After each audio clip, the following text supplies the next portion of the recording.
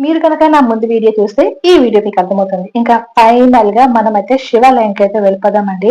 బయట చూసారా తిరుపతి కొండ ఎంత బాగా కనిపిస్తుందో. చలో లోనకైతే వెళ్ళిపోదాం. మనం లోనికి వెళ్ళగానే మనకి ఫస్ట్ అయితే మనకి వెంకటేశ్వర స్వామి ఉంటారండి. ఇంకా మనం లోనికి వెళ్ళిన లెఫ్ట్ సైడ్ ఉంటారనమాట. ఇంకా మన ఎదురుగా ఆకాశగంగా ఇదైతే పైనుంచి పడుతూ ఉంటదండి. ఈ వాటర్ అయితే ఎంత బాగుందో. మనము వెళ్ళగానే ఫస్ట్ దీన్ని చూడగానే మనమైతే ఒక్క క్షణం అయితే ఎంత హ్యాపీగా ఫీల్ అవుతామో తెలుసా అండి. నిజంగా ఆ వర్షానికి ఆ వాటర్ అలా పడుతున్నందుకి ఎంత బాగుందో తెలుసా అండి. మేమైతే బట్టలేంటి పట్టుకెళ్ళలేదు కాబట్టి అక్కడైతే స్నానాలు అయితే చెయ్యలేదు. చాలా మంది వర్షాలు పడుతున్నా సరే అక్కడైతే స్నానం అయితే చేస్తున్నారనమాట.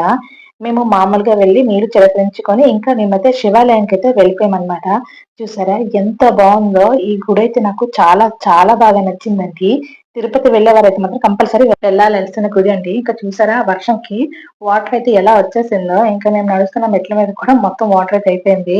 లిటరలీ మా వాడిని పట్టుకోవాలంటే కూడా భయం వేస్తుంది. నేను ఎక్కడ జారిపోతానేమో అనుకొని. ఇంకా చలో మనమైతే శివాలయంకి అయితే వెళ్ళిపోదాం. శివాలయం లోనికి వెళ్ళినప్పుడు మనకి ఎన్ని జ్యోతిర్లింగాలు ఉన్నాయో అన్ని జ్యోతిర్లింగాలు కూడా ఈ గుడిలో చూడొచ్చు. ఇంకా ఫైనల్ గా మనమైతే శివాలయం లోపలికైతే వెళ్ళిపోయామండి. ఇంకా మీకు చూడండి చూపిస్తాను మళ్ళీ ఇంకోసారి ఆకాశగంగని. చాలా చాలా బాగా ఉంటది తెలుసా అండి. దీనికి ఒక చరిత్ర కూడా ఉందన్నమాట. ఈ వాటర్ ఆ కొండల మీద నుంచి ఎక్కడి నుంచి వస్తుందో కూడా ఎవ్వరు కనిపెట్టలేకపోయారంట. సో మనకి ఈ వాటర్ అనేది ఎండిపోవడం గానీ, ఇంకిపోవడం గానీ ఎంత ఎండలొచ్చినా మనకి కొండ మీద నుంచి ఆ వాటర్ అలానే పడుతూ ఉంటదంట. ఈ కొలను కూడా ఎప్పుడు కూడా ఎండిపోవడమే జరిగేది కాదంట. అంతే కదండీ! దేవుడు ఉన్నాడు అనడానికి ఇవి కూడా నిదర్శనాలే. చూసారా? ఇంకా మనము ఈ లింగాలన్నిటిని చదువుతూ ఇంకా ప్రదక్షిణలైతే చేస్తూ వెళ్ళొచ్చు. చూసారా? వర్షం కూడా ఎలా పడుతుందో అంతటి వర్షంలో కూడా చూడండి అక్కడ ఎలా స్నానం అయితే చేస్తున్నారు. ఇంకా మనం గుడి లోపలికైతే వెళ్ళిపోయామన్నమాట. ఇంకా మనకి మొబైల్స్ అయితే అలౌడ్ ఉన్నాయి కానండి. కానీ నా ఎదురుగైతే బోర్డ్ అయితే ఉంది.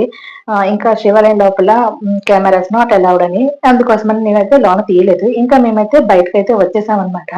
ఇంకా గుడి చుట్టుపక్కల కూడా బోలెడన్ని శివలింగాలైతే ఉన్నాయన్నమాట.